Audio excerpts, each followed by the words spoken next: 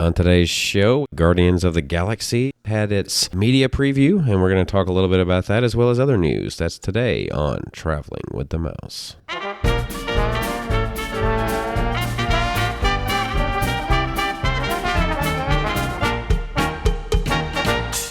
Welcome, everyone, to episode number 355 of TWTM Plus. Wait a minute. Is that what we changed it to? Oh, I mean, I just thought everything that was successful had plus on the end of it. Not CNN plus. Well, okay, maybe not everything's successful. I just thought that was the thing to do nowadays. So, we needed to do it too. Yes. So instead of being Traveling with a Mouse, we're TWTM Plus now, right? Got it. Yeah. Okay. I am your host this week on TWTM Plus. Uh-huh. My name is John, and I am joined, as you've probably already heard, by Adam. What's up, everybody? I'm your plus one for the show. Yes, plus. We got to put plus on everything. Plus, we have lots to talk about. I'm just going to say that every time we talk about something different. Yes, and as far as I know, we're going to have nobody else joining us today, as far as we know, unless they surprise us and drop in. Right. So we've put out the invitation, but nobody has answered. Yeah. That's okay. So, I'm going to say we've had a couple of invites that we weren't sure because we never got a response. Yeah. But nobody wants to be our plus 2 and 3. Yeah. I'm going to say it could happen. We'll see. For referencing an old movie. Ooh. You know what I was referencing? I do know.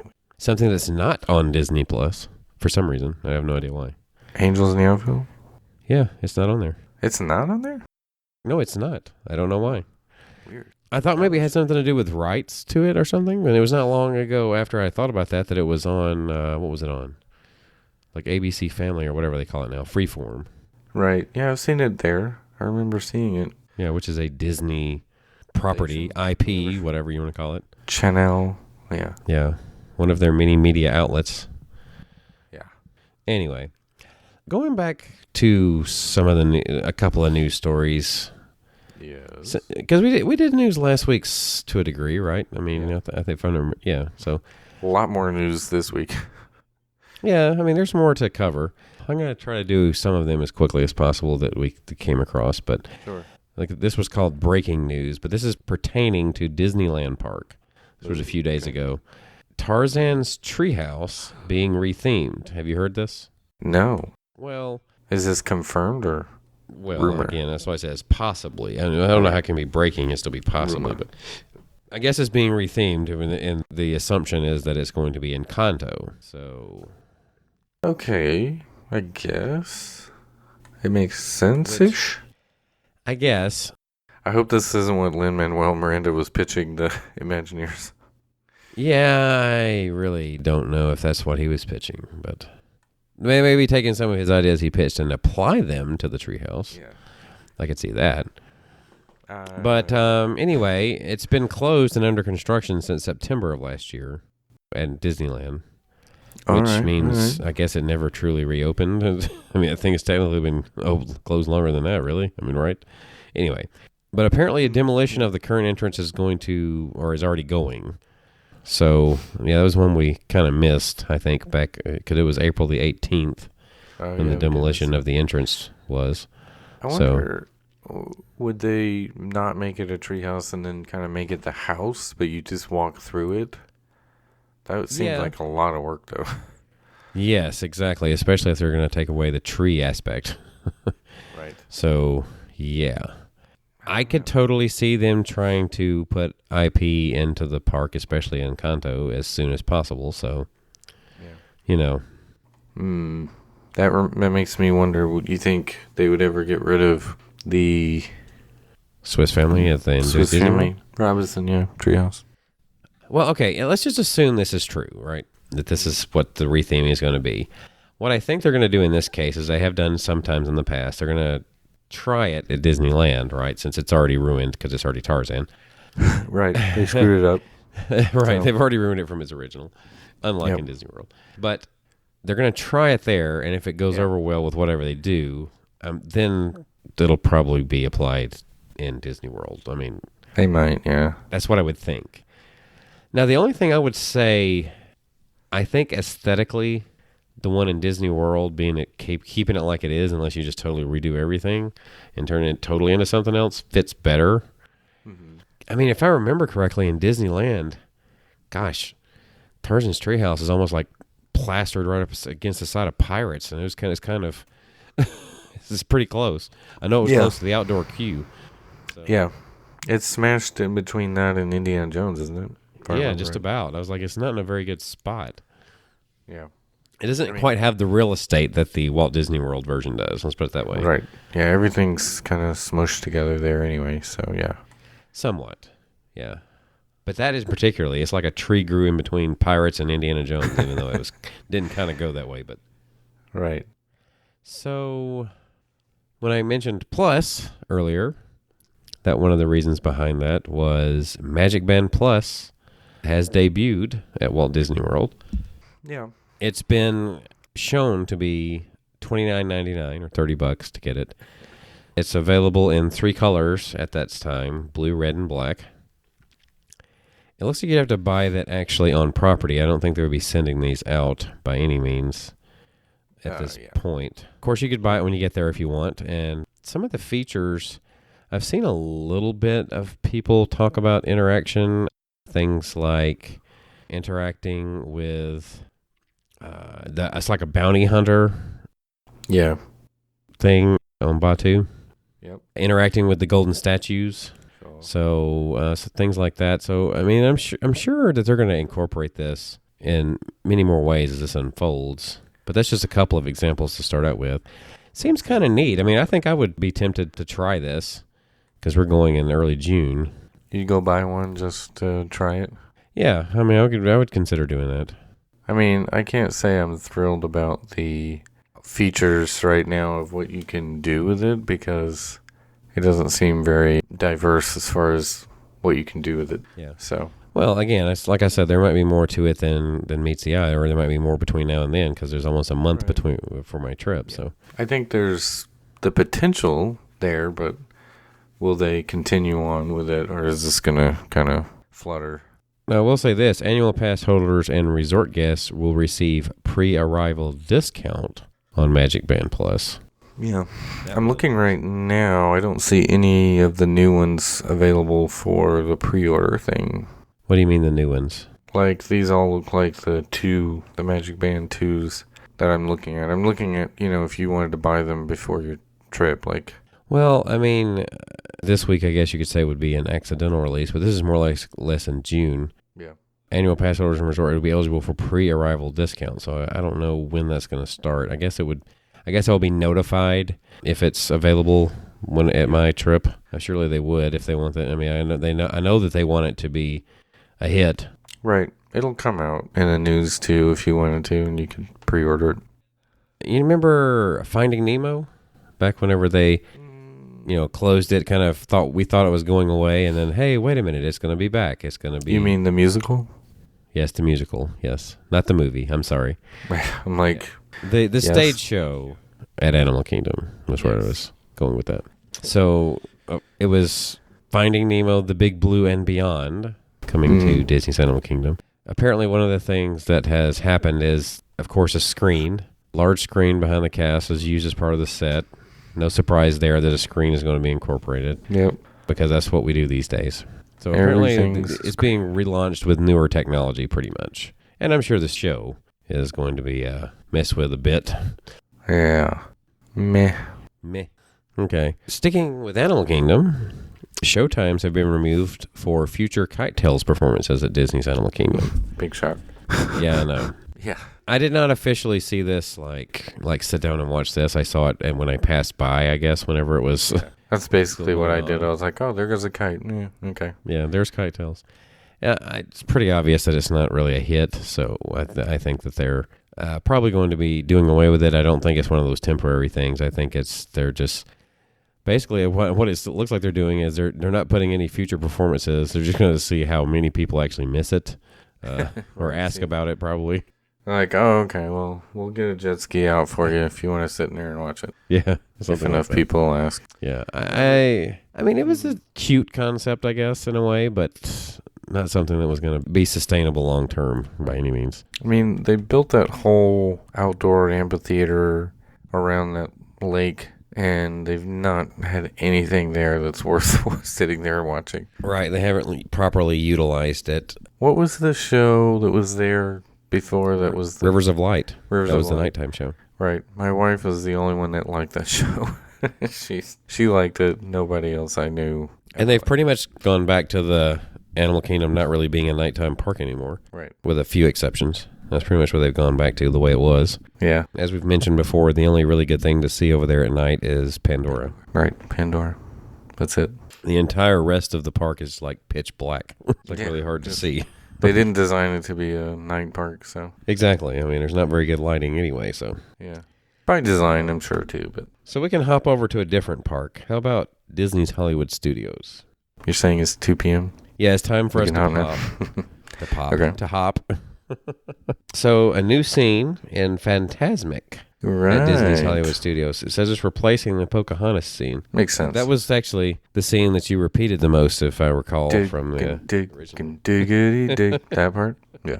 To be fair, it's mostly being removed. It says Pocahontas will be included in the new scene, and the medley of scenes from the animated film will likely be removed. But, Mulan, Elsa, Aladdin, Moana will be depicted in heroic moments. Because the former version, it was like 5 minutes worth of Pocahontas. Yeah. So I think it's probably time and also needing to use some of that time slot in the ability to incorporate, I should say, more characters. Right. Or newer characters, newer IP. So. And as far as villains go, is Governor John Ratcliffe at the top of the list of Disney villains? A classic villain. Well, at the time Fantasmic was released, yes, originally. Sure. Right. Back in 95 when it, yeah. Yes.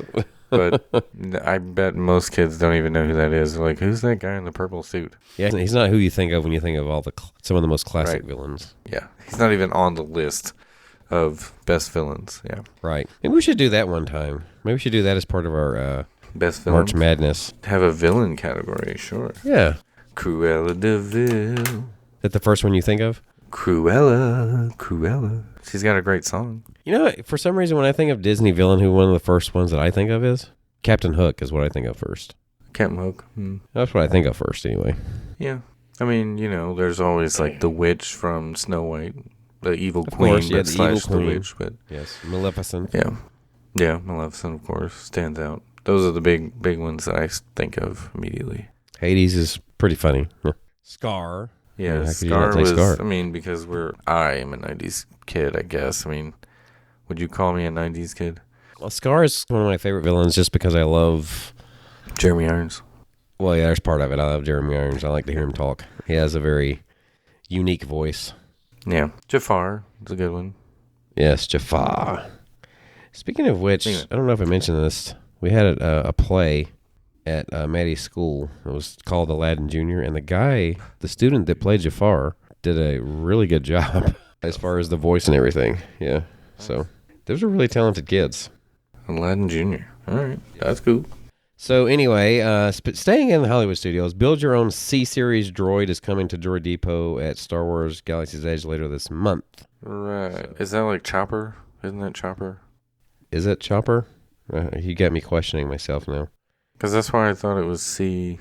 C for Catwoman. No. C is for Chopper. Yeah, I think you're right, because it's the one that looks like he has a chopper on his head.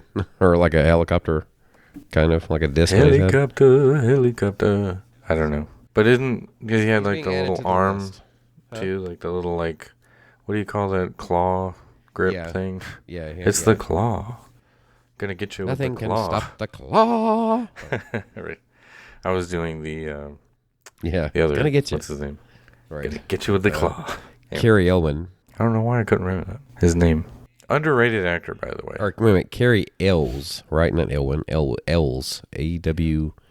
Anyway. Right. Either way, very underrated. Very underrated. I wish he had done more films. Well, he was in the first Saw. There was always that. Yeah, okay. Like I said, more better films. Anyway. And of course, he was always in those tongue-in-cheek ones. That's where I remember him from the most. Right. When he was, Princess Bride is the best. Yeah, I'm going to say that in Princess Bride, of course. Yeah, Princess Bride's the best by far. His portrayal of Wesley. As you wish. Anyway, currently you can build like BB units, B1 battle droid, of course R2, stuff like that. Mm-hmm. We have our own BB-8 unit that we got from a couple of years ago now. Get to the chopper. Sorry. Oh wow! Now we're going into films. This is the film edition of TWTM Plus. Right. Yeah, this is what you get, a Disney podcast plus us talking about random crap that makes no sense. Oh, well, makes perfect sense. Yep. So, residents of Osceola County suing DeSantis over the dissolution of Reedy Creek Improvement District. Yeah, even though, I mean, even though we don't think it was going to happen anyway, I guess they felt the need to go ahead and sue. I mean, it's better than just sitting back and hoping nothing happens, right? I mean, yeah, take action. Well, I don't think they could actually do it for one thing, but if they feel like suing was the next step, then so be it. Yeah. Did you see? I saw a story about some of the same lawmakers are trying to do away with Disney's no-fly zone over Magic Kingdom. Why? Just to continue screwing with them, I guess. I don't know. That's just stupid. I mean, 'cause that's a safety thing more than anything else. Right. I mean, do we really want... I mean, there's like half of Epcot where helicopters fly over all the time, and Hollywood Studios, it's crazy all the time, helicopters. So with special permission most of the time, right? I mean... And then, of course, there's that guy that always skywrites, like, Jesus Saves or something like that every weekend. You know what I'm talking about? Right. It's like every Sunday. Yeah, Skywriter. Yeah. But that's, like, nowhere near the actual, like, property, but he's consistent. Yeah, well, because you can see that from a long way away anyway. So right. You actually probably have to be pretty far away for it to be effective, to be seen on property. Good news for BioReconstruct, though, I guess. What does he use? Does he have a plane? He probably has a telescope lens that he uses for getting Magic Kingdom shots. Well, I mean, it's like, does he have a drone? I mean, what does he have? Well, I don't know what he does. Yeah, he probably flies something. I think he does. We always talk about whenever there's a helicopter flying over, like, oh, there's BioReconstruct. But well, you remember, what was it? Tim has a couple of times flown with somebody. Yeah. Makes me wonder if that's not him. I mean, but anyway. Yeah, it could. Because he never really says. It could be. Because you can fly fairly close to Magic Kingdom now. You just can't fly directly over it. I guess this is good news because we don't really know what it looks like without it, but I've always felt like that was it felt pretty tight without it. But the plexiglass has been removed from the queue of Mickey and Minnie's Runaway Railway. The plexiglass, I'm trying to think of where. In the queue, like right before, the queue. Right before you get... Remember how right before you get on the cars? How there's... Oh, like that part. Yeah. Yes. After the pre-show. Yeah. I was like, where is their plexiglass? Yeah. There's two places where I felt like it, and it almost felt like you were... Like the walls were closing in or something based on this plexiglass. There, and of course, Grand Fiesta Tour. That one's pretty... Oh my gosh. That one's pretty bad. That's like a Disneyland queue anyway. Yeah. That's how tight the Disneyland queues are. And oh, man. But for some reason, it felt really tight with the plexiglass up. It is, because you're always, like, smashing into them, like, with your backpack or whatever. Yeah. Yeah, always. It didn't seem as bad without it, for whatever reason. Yeah. So, I know the actual, like, space, like they didn't move the metal bars or the concrete bars or whatever it is, so I know they didn't move them, so. Yeah, it's like... Also, in Seven Dwarfs Mine Train, when we were there, they had the, the diamonds back out and everything, and the barrels you can spin and all that. And all the parents in line, we were just thinking, like, this is one good thing about the pandemic is we think about all the germs now that the kids are just, like, spreading constantly over the... Actually, maybe that's not a good thing of the pandemic, but... That they were doing 30 years, 50 years, whatever before. Right. Anyway. We're just much more conscious of it, like, oh, God, why do they keep doing this? Well, I had mentioned that about the sneeze guards on buffets before, but that was well before. So this one's kind of a interesting little, I guess, it's almost like it's not a major news story by any means, but yeah, I found it interesting just because of the restaurant involved. They've removed 50th anniversary items and pizza. Oh, and pizza. Yes, from Tony's Town Square restaurant. Huh. So apparently on the menu, it doesn't look like that, the special 50th anniversary items, nor Really? pizza. For whatever reason, pizza, which is weird because it's an Italian restaurant supposedly, is no longer listed as options. Interesting. So- I would think the pizza might be the only decent thing there. Okay, so here's some things they have added, right? Oh, okay. So there's Tony's garlic bread for the table for $11. You forgot to say Tony's frozen garlic bread, but yeah, go ahead. Right. The way you corrected me there is almost like you said like you forgot to say away again. So. Right. And Toy Box tomato salad for $12 have been added to the appetizer. So wait, you said store-bought tomato salad? Is that what you said? Toy Box. Toy Box. Oh, okay. Sorry. That doesn't really sound very appetizing. So they get it out of the toy. They actually scrape it out of a toy box. Anyway. I mean, it probably tastes better than what's actually there. Oh, wow. No, So apparently, we ate go there not long ago, and it was awful. But yeah, go ahead. Caprice or Caprese. I'm not sure if that's how they say it. Caprese, Anyway. maybe? Caprese salad? Yes, they're right. Caprese. 5 alarm wings. That was the 50th anniversary item. And spinach dip have been removed. The canned spinach dip has been And apparently even... You're just taking this to the extremes, aren't you? Sorry. Poor Tony's. Yeah, it's not good, folks. It's not good. You could have a better meal at the Olive Garden and pay like half the price. That's not a knock at Olive Garden either, by the way. Okay, breaking news. Yeah. Which is not really news to us, is it? So Guardians of the Galaxy. Yeah, I already said that. Yeah. Cosmic Rewind. To use virtual queue and individual lightning lane. Big shot. No standby. That surprises me. I would quote Iago, but too soon for... Too soon. Go ahead, do it. I'm not going to quote Iago. You quote it. Oh, well, I did the story, so you're supposed Something to... Something about a heart attack, that's all I remember. Yeah, that's probably... You're right, too soon. Yeah. They've confirmed that it will only offer virtual queue. Yep. The announcement reads, when Guardians of the Galaxy Cosmic Rewind opens, the virtual queue will be in place. Guests will need to use the My Disney Experience app to enter the attraction. A standby queue will not be available. Each guest can enter the virtual queue no more than once per day. Correct. So, remind me, did they do this for Ratatouille the same way, right? So, well, they did do... They did. Yeah, it was boarding groups, and then you had the option of paying. So now I'm trying to think, this one's obviously going to be way more popular. So do you try to get the free one first, and then if you don't get it, try to pay for it? Or is it going to be like simultaneously sold out? I think that would be what most people would do, is you go for the free option, obviously, first. Right. But are you going to waste all your time trying to get the free one, and it's gone, and then it's like, oh, I got to buy it. Oh, well, it's already gone too. So I don't know. You just start with buying it. I guess we'll have to see how May the 27th goes for that day. It'll be interesting to see. Yeah. Yeah. Okay. No surprise though. I'm fine with it. I mean, that's how everything's going to go right now anyway. So whatever. And of course, we don't know when exactly standby will be available, but based on Ratatouille, it'd probably be just a few months. But this stands to be more popular than Ratatouille in general. October 1st. That's when it'll be. Who knows? October 1st is going to be that long before it has a standby. Could be. How many months was it for Rise? I'm trying to remember. It was a while. Speaking of virtual queues, matter of fact, we're recording this on the 5th, so May the 4th has just finished. We were recording this on Revenge of the 5th. Revenge of the 5th, right. Yeah. Revenge of the 5th. That's because we care more about villains. That's why Revenge of the 5th. Also Cinco de Mayo. I mean, I was drinking a margarita from my La Cava class. I was about to say you were drinking it from La Cava. I was like, how'd you pull that off?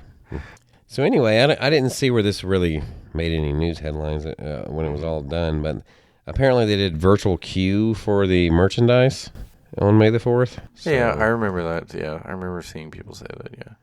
I didn't see anything worth getting, though, merchandise-wise. I never do anymore. Yeah, I mean there's very little. But I'm sure there's stuff people go crazy over still. Yeah. But now I will say there's a Darth Vader helmet that looks pretty cool that comes apart. Like, have you seen the Iron Man helmet that like opens up automatically or whatever? That looks pretty cool. Anyway, there's a Darth Vader one that's supposed to be coming out towards when Obi-Wan series comes out. Mm-hmm. It looks cool. Like, you can see the inside of it. You know how it looked on Revenge of the Sith when it was coming down on Anakin's face, like the inside of the mask. So you can like take the helmet part off and see the inside part. It looks cool. It's probably going to cost like $1,000, but it looks cool. Speaking of Obi-Wan, you still looking forward to Obi-Wan? Yeah.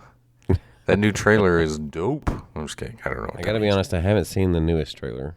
What? Yeah, I know you sent it to me. Yeah, stop right now. No, it looks really good. I mean, there's obviously, they're hinting at a face-to-face with Darth Vader, Obi-Wan and Darth Vader at the end. They also showed, like, how the chest plate of Darth Vader, like, goes directly, like an Iron Man kind of thing. It, like, goes directly into his chest, so no wonder he is, like, in pain all the time, like they always talk about. Gotcha. Anyway, also, the Inquisitors look really cool, and there's more confrontation with Uncle Owen, which shows how they kind of have a rift over time about he wants Luke to be trained, but Uncle Owen doesn't, and all that stuff. So anyway, it's going to be cool. I'm excited about it. Okay. I still have hope. I still have a new hope. I was about to say, is this a new hope? This is a really old hope. Yeah, right. An old new hope. Staying with the theme of Star Wars. Uh-huh. The MetaQuest virtual reality experience is now open at Disney Springs. Yeah. I always wanted to do that virtual reality thing. I forgot what it was called. Yeah, I was going to do it, and then it closed. So, the place where the NBA experience used to be, that attraction that was so popular and it, stayed for so long over here. It was more like Bob Iger's, like, Swan dying wish.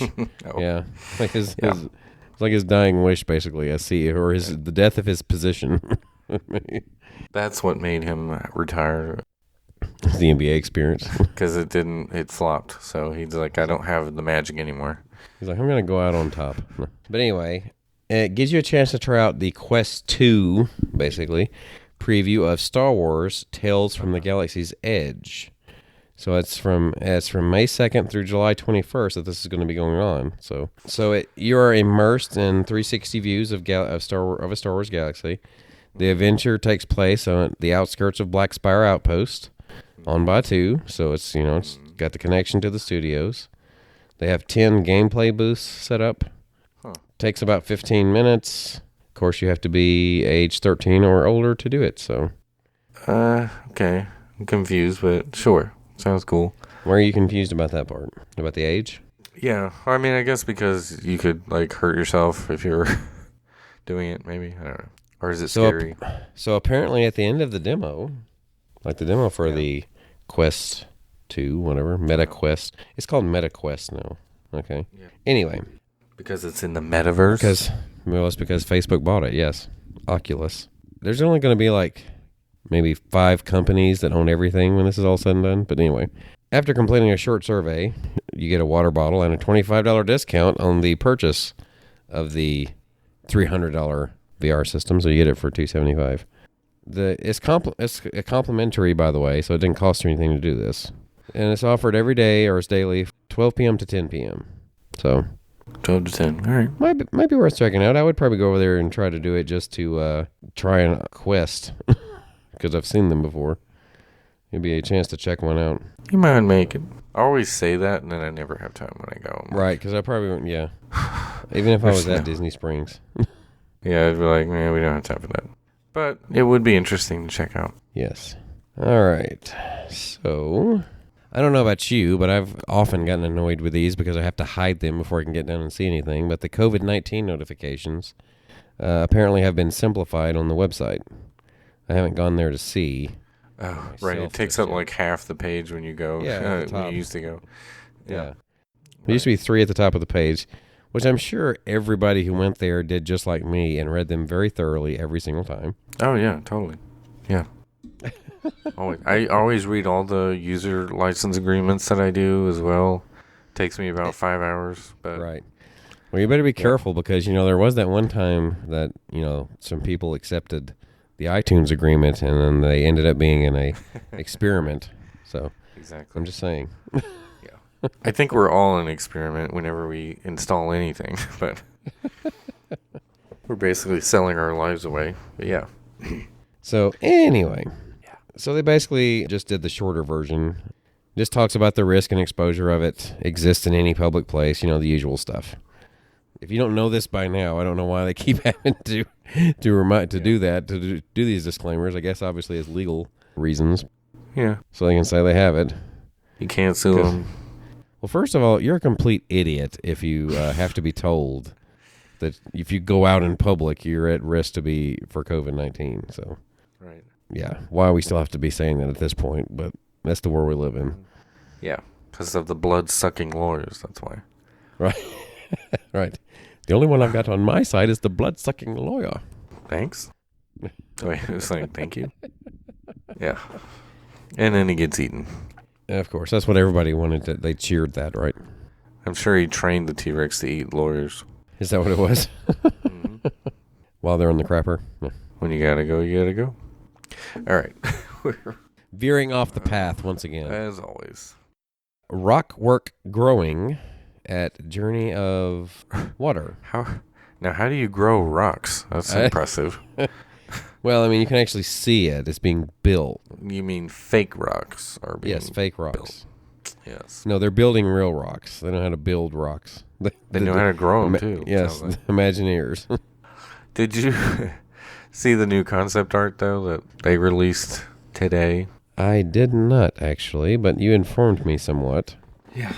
Like I said, there's like 3 waterfalls and a splash area and then a bigger version of the jumping fountains over in front of Imagination. That's what it looks like to me. And so, and also, I said it looked kind of like Pandora, Moana themed. That's the way it looks. Well, it is just concept. I'm sure, I'm sure, of course. It's, in other words, once they scale this down, it's going to be one fountain and a waterfall. That's like the Polynesian lobby. That's what it's going to look like. There's your Journey of Water. Anyway. So you're talking about like the Polynesian lobby. They took this gigantic waterfall and turned it into, I don't know, like a little fountain, a tiny, like the mini-me of its former self. Yeah, not even. I mean, smaller than that. Do you think that's an actual piece? I feel like it is. I feel like it's an actual piece of the original one. This left. It's a good point. It could be. It's definitely possible. I would like to think that it is. No one's told me for sure. Still great, though. I love that lobby. Anyway. You still like it? You like now? Yeah. I mean, it's more open. You don't have to walk around the giant thing, but at least... We may get to that in just a second here. Okay. No, we're going to talk about that later. Yeah, we may get to that. 50th anniversary. Yeah. Skyliner popcorn bucket is apparently at Epcot. It looks cool. So, I saw it. The yellow ones, right? Yeah, looks cool. Oh, is it just yellow ones? Is that the only thing you've seen? It's the only ones I saw people with. I'm sure there's others, right? Well, you would think so, but you're right. I do see only yellow. Yeah. I do thus far. So I guess yellow is the color that stands out the most. Anyway. Right. I personally don't care about collecting popcorn buckets. Like, they're a big thing, apparently, but... Yeah, so these cost... What is this? I'm trying to see. They're $19 for the souvenir popcorn bucket. So you can get a Skyliner with popcorn in it for $19, or you could actually ride one for free. Yeah, you can actually ride one and eat popcorn. Yeah. That's not in one of these. Well, you're not going to eat the popcorn for free, but still. Right. Well, if you brought your own.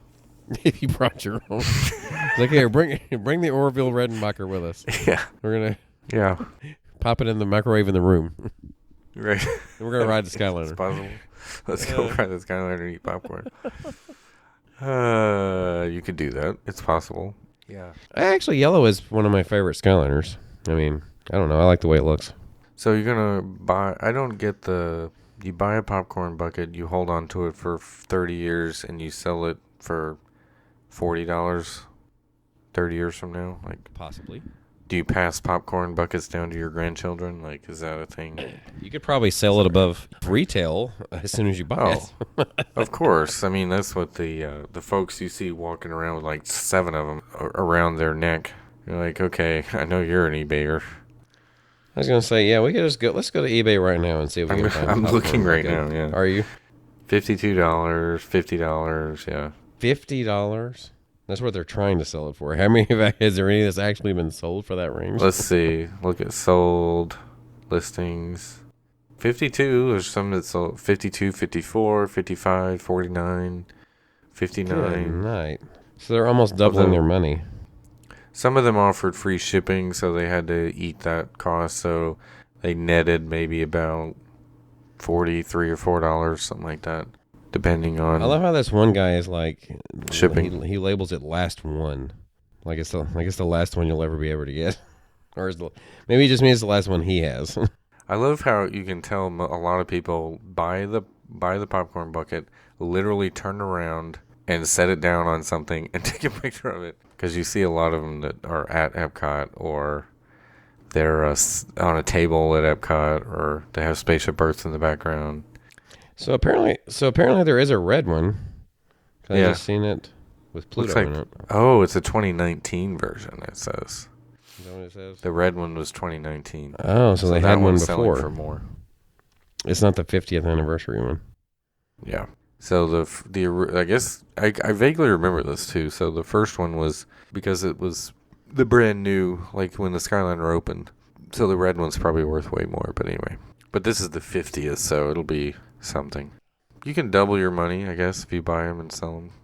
All right. So we saved the biggest portion of the stories we were doing for last. Of course, that would be the fact that Guardians had its media preview. Yeah. I got to go do it. I didn't tell you, John, but they invited me only. Oh, right. Oh, they didn't invite me. We turned it down because we don't want to. Yeah. We don't want to be swayed at all by all the perks. Right. So, we keep turning down these media previews. Mm-hmm. Totally. So, yeah. They give us free hotel rooms. We say no. We want to pay double price. Double it. Yeah. It's like, I'll stay. No. Right. I suggest you hit, sir.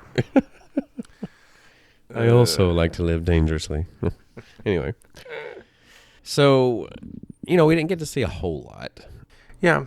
I mean, there's some short videos of people riding it, but there's, intercut with, projection screens. Yeah, so most cases it was Disney provided them with a video. Yeah. And they did like an on-ride camera, and they spliced together a video that they can share.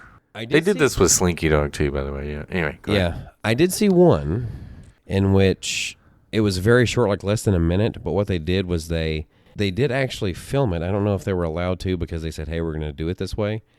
But the clips they kind of sped them up and then slowed it back down for a minute. And one of those type things. Yeah. I don't know. It looked pretty good from what I saw. I think it's one of those things that you're really going to have to experience to get the fullness of it anyway. So. Yeah.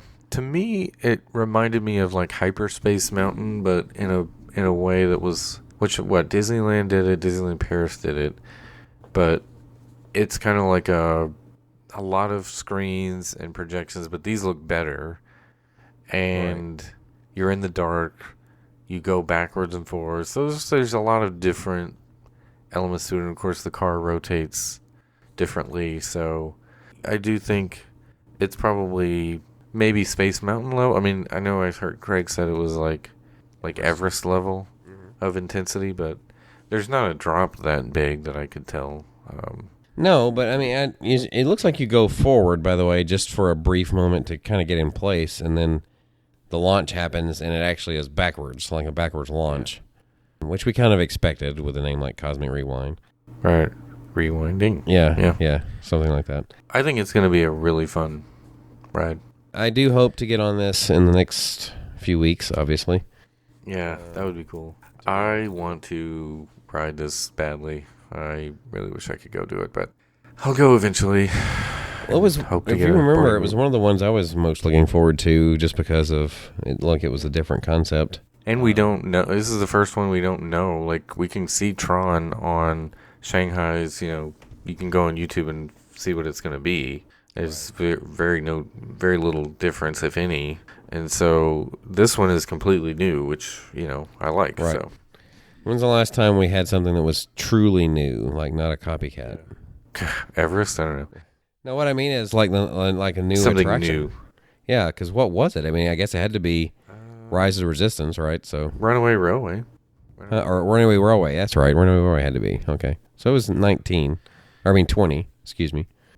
Oh, well, they built the building first and then built the coaster inside so that you specifically couldn't see what the layout was. Right. And so, with Tron, we already knew what the layout was, so they just built the coaster first, built the building around it later. So this is completely new as far as, we don't know anything about it in terms of what it does. Correct.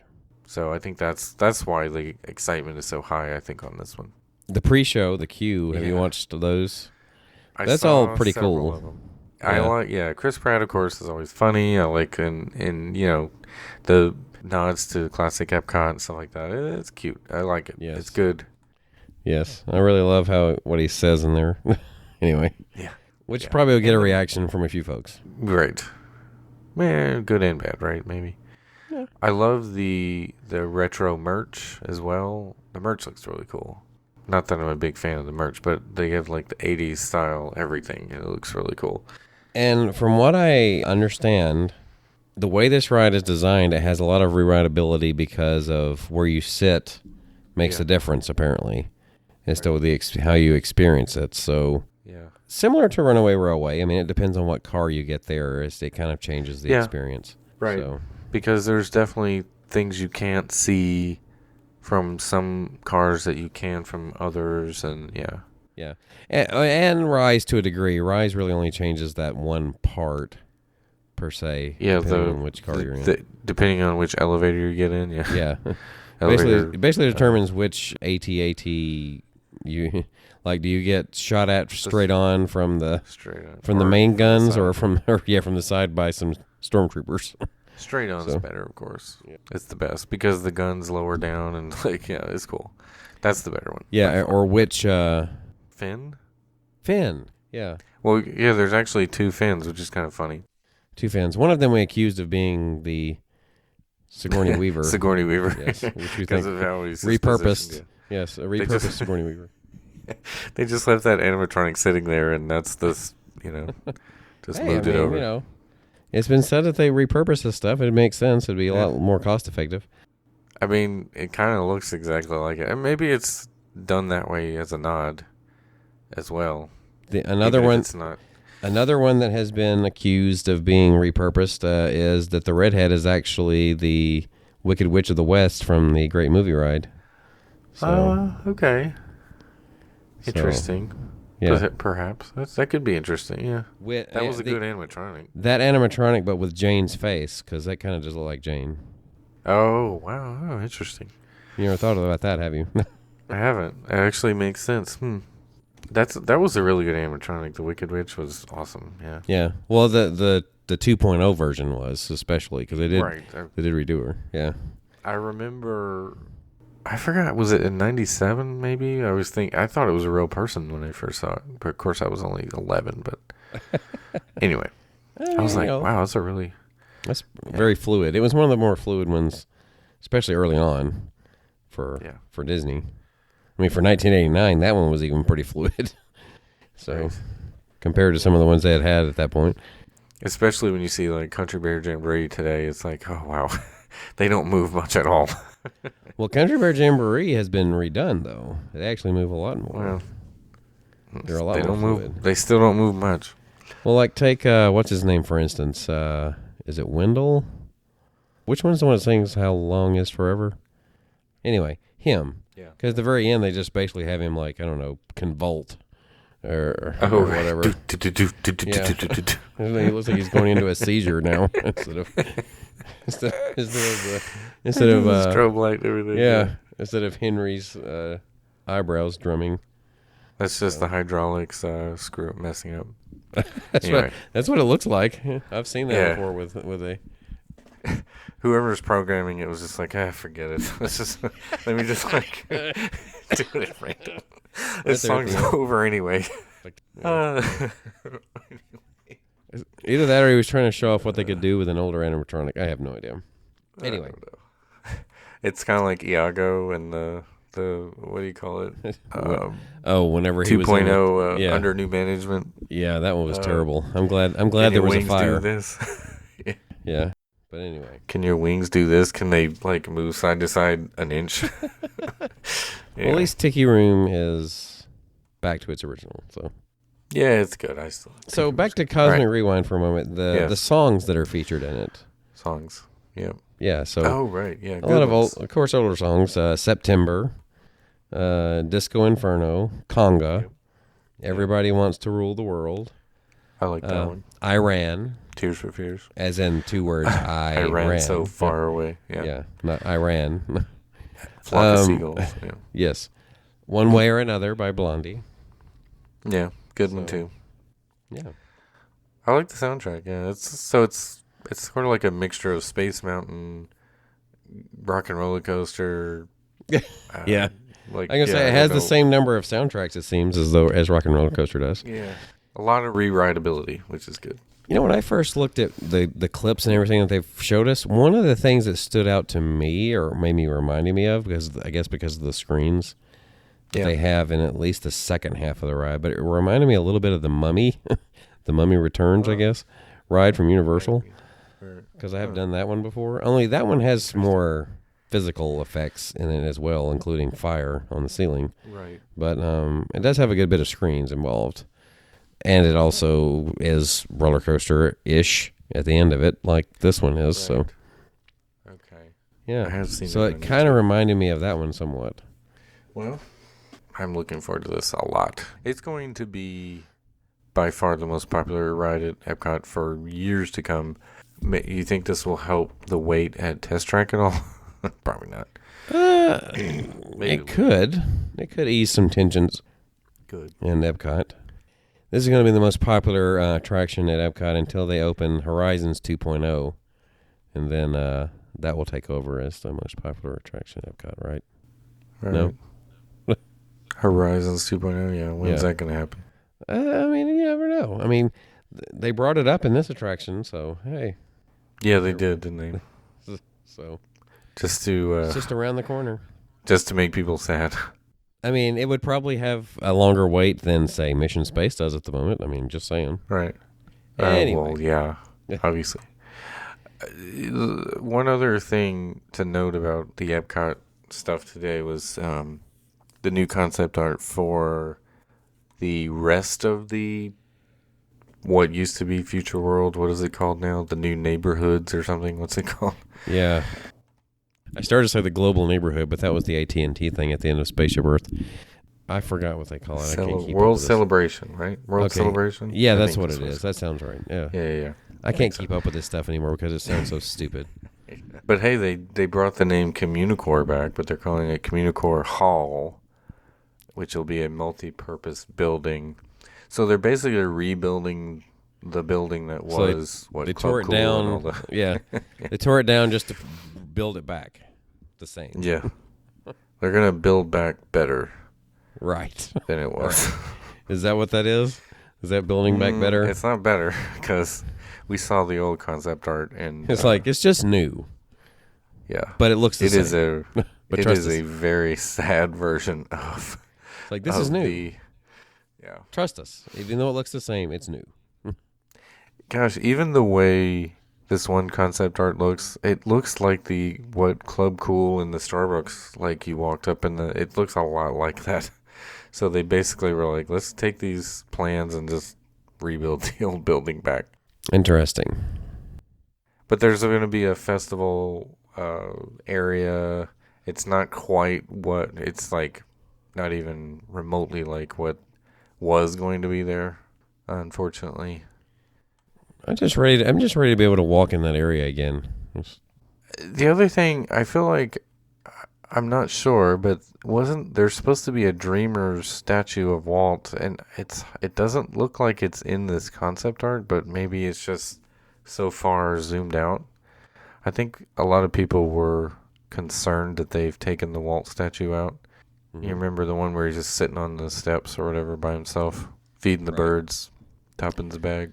Feed the birds. What have you got? Fat birds. Yeah. I don't know. I don't see it in the concept art, though, and they didn't specifically mention it again, which kind of makes me scared, because that was one of the coolest things about that right behind Spaceship Earth. That would have been cool, but anyway. All right. I can't think of anything else to add this week. I think that kind of wraps it up. What do you think? Yeah, I have nothing else to add. You have nothing else? No, I don't. No, I don't. Yeah. Anyway, Barry Gibb. So in that case, you can find us on Facebook, Twitter, and Instagram. That is all at TWTM Podcast Plus. No, just kidding. It's all at TWTM Podcast. Don't confuse me.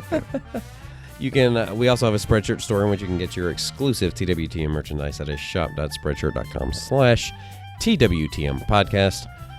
We have a YouTube channel in which we have one new clip lately. You may have heard in a couple of episodes ago about the Grand Floridian construction, that little piece that we got. So you can go check that out there. What else, Adam? We also have our website, which is travelingwiththemouse.com. You can find links to that and more there. You can email us podcast at travelingwiththemouse.com. And if you want to book your own trip to Disney, you can use our travel agent friend. Her name is Jill Dilbeck, and her email address is jilldilbeck@gmail.com. So for Adam, this is John. This has been Traveling with the Mouse, and we hope you will join us on our next trip. Plus,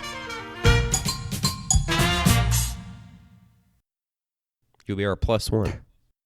Maybe. However many pluses it takes.